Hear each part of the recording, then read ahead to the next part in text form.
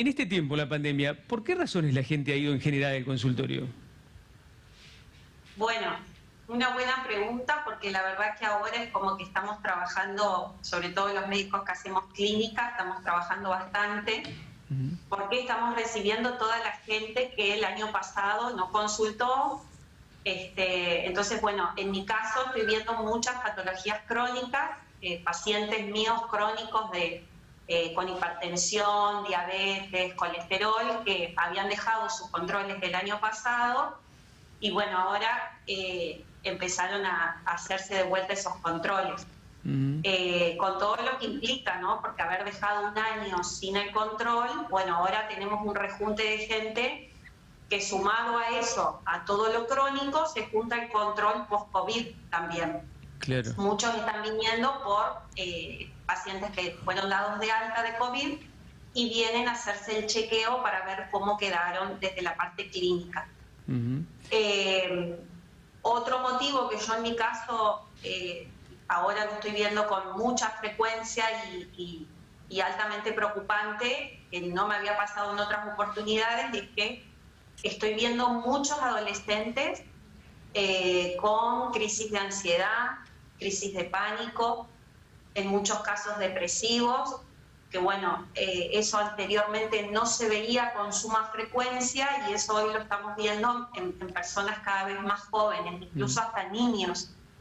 Que en mi caso particular me llama la atención porque es algo que no lo veía con tanta frecuencia. Claro, sí, son como consecuencias de esta época, de este tiempo tan especial que nos ha afectado a todos y especialmente a algunos grupos etarios. Pero pensaba, para empezar a enumerar lo que usted nombraba, las personas con alguna enfermedad de riesgo o con un tratamiento crónico que dejó de hacerlo o dejó de ir a la consulta.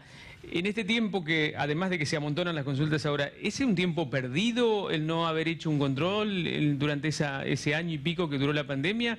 ¿O más o menos lo fueron manteniendo? En la mayoría de los casos lo fuimos llevando, no he tenido complicaciones. Pero obviamente un paciente con patología crónica tiene que venir al control mínimo de manera anual. Entonces por ahí, de repente ahora, como los turnos los vienen dando muy prolongados, uno ahora le pide un montón de estudios complementarios y bueno, el paciente se ve con una batería de estudios que de repente tiene que hacer un montón porque claro, ya viene atrasado con todo. Pero además se pudo haber agravado en algún punto, ¿no? Sobre todo pienso en la alimentación, en el sedentarismo, todas esas cosas que la pandemia agudizó. Colesterol, pacientes que vienen con elevaciones de triglicéridos, de colesterol, que las llamamos dislipemias, y esto es sumamente frecuente porque además la gente tiene miedo de salir y por ahí no logra entender que no es solo tomar la medicación. En muchos casos, claro, pasaron todo el año pasado tomando su medicación, pero no salieron a hacer actividad física y más aún que al estar encerrados empiezan a comer cualquier cosa y obviamente uno les dice que la medicación, no hay medicación mágica al día de hoy, siempre va acompañado de alimentación saludable y ejercicio físico. Entonces de a poco como que uno le va sacando este miedo a la gente, sobre todo a la gente mayor, que todavía el temor de salir cuesta mucho, pero es fundamental porque después vemos las consecuencias que sí, lo que decías vos. Sí, hagámosle un capítulo especial a las patologías que aparecen post-COVID, porque la mayoría de nosotros ha atravesado en algún momento por la enfermedad y entonces le queda la duda si no, o a veces siente que le quedó algún remanente de la enfermedad, alguna secuela aunque sea mínima. ¿Dónde se puede manifestar eso? ¿Qué nos puede quedar del COVID? Bueno, en muchos casos queda lo que hemos visto, registros de presión alta, pacientes que no eran hipertensos y debutan con una hipertensión, a veces que es por un par de meses, de todas maneras los medicamos igual, hacemos obviamente tratamiento en conjunto con el cardiólogo, pero en muchos casos debut de hipertensión en pacientes que no se conocían antes.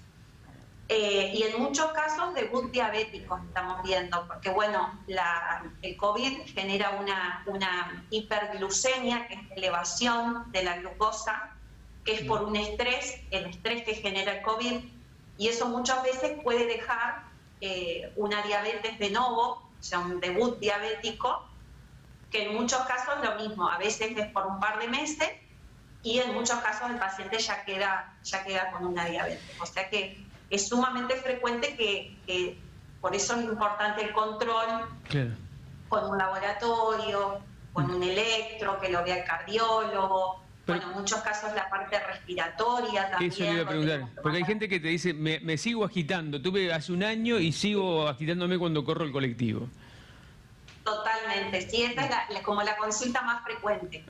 Es re frecuente ver que la gente se agita o se siente cansada, fatigada, y bueno, en muchos casos ahí lo evaluamos.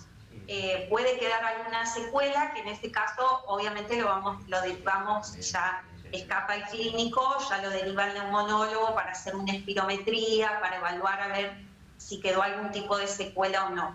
En la mayoría de los casos, con el paso de los meses se va. A veces uno le da kinesiología como para que aprendan a respirar, pero bueno, en muchos casos no, digamos. O sea, esto ya después lo evalúa el neumonólogo. Con tratamiento sí se puede ir modificando eso, entonces. Sí. Sí, tal cual. No quedarse con la duda. Ayer leí que en algunos casos la Organización Mundial de la Salud había observado que podían llegar a mantenerse las secuelas de los casos graves de COVID hasta 10 años. Qué bárbaro, porque es tremendo la marca que queda en el cuerpo, en el organismo de alguien, ¿no?, que ha pasado por esa situación. Sí, hasta secuelas neurológicas han quedado, pacientes con secuelas neurológicas, alucinaciones, un montón de alteraciones que ahora se están viendo. Y bueno, está todo en estudio, porque son cosas que van saliendo nuevas y por ahí nos van sorprendiendo, pero sí, eso también. La recomendación entonces, si usted atravesó por el COVID, le quedó algo, siente que algo en el organismo no está igual que antes, haga una consulta con el médico, en este caso con la médica clínica, lo va a orientar para saber si es pasajero, si es circunstancial o si realmente merece tratarlo de alguna manera con un medicamento, con este caso con el kinesiólogo, con algún otro especialista. Doctora, y no quedarse con la duda. Sí. Usted mencionó que hubo muchos casos de jóvenes con ansiedad. ¿Qué síntomas tiene la ansiedad para que uno en su casa quizás no sabe qué le pasa y puede detectarla de alguna manera y acudir al médico? ¿Cómo se trata también? Y la mayoría de los casos se expresa, bueno, con insomnio, o sea, son chicos que no pueden dormir a la noche, el temor, el miedo que les queda a descomponerse, se agitan, tienen taquicardia, temblores, transpiración. Entonces, bueno, todas esas conductas hacen que se agiten y bueno, en muchos casos ya llega a la tristeza, no poder resolver eso, que en la mayoría de los, bueno, a mí me ha pasado que hasta han requerido tratamiento, así que los he tenido que derivar al psiquiatra como para que ya empiecen un tratamiento porque ya altera la calidad de vida. Claro, influye demasiado.